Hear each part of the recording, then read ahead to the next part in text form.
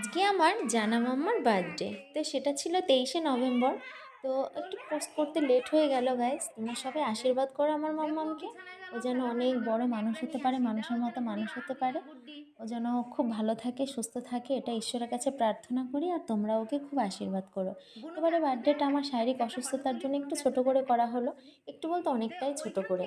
হ্যাঁ, ওর শুধু ফ্রেন্ড সার্কেলরা আসলো, সবাই মিলে কেক কাটিং হলো, ব্যাস একটু হালকা পাতলা খাওয়া দাওয়া।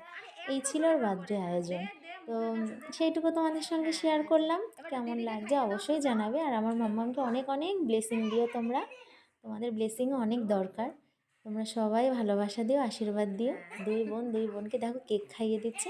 আসলে এটাই না বাচ্চাদের খুব আনন্দ দেয়, জানো তো? সবাই মিলে, বাচ্চারা মিলে কেক কাটিং করা। আর ওরা সবাই মিলে দেখো কি সুন্দর করে ডেকোরেশন করেছে, কি ভাল লাগছে তাই না? তো চলো, ভিডিওটি কেমন লাগলো অবশ্যই কমেন্ট করে জানাবে। আর আমার একটু যে আমি অ্যাপটা দিয়ে এডিটিং করি, একটু প্রবলেমের কারণে আমি বড় ভিডিও পোস্ট করতে পারছি না, কিন্তু খুব তাড়াতাড়ি আসছে বড় ভিডিও। সে পর্যন্ত সবাই ভালো থেকো, সুস্থ থেকো। আজকের মতো টাটা, সবাই ভালো থেকো আর আমার মাম্মামকে আশীর্বাদ করো।